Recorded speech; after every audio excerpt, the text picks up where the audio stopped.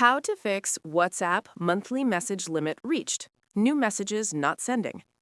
Before we start, like this video and subscribe to the channel for more WhatsApp fixes.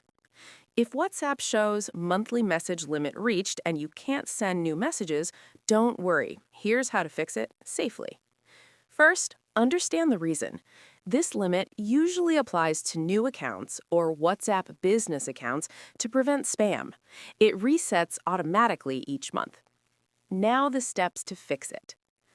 1. Wait for the limit to reset. The monthly limit automatically resets, so avoid repeatedly trying to send messages during this period. 2. Reduce bulk messaging. Avoid sending the same message to too many people at once. WhatsApp restricts accounts that send messages rapidly to prevent spam. 3. Verify your phone number. Ensure your account is fully verified via email or SMS. Verified accounts face fewer restrictions. 4. For WhatsApp business users, complete business verification and maintain a good account reputation to increase message limits. 5. Update WhatsApp. Make sure your app is up to the latest version from the Play Store or App Store to avoid glitches. Pro tip: never use third-party apps or automation tools to bypass the limit. This can permanently ban your account. That's it.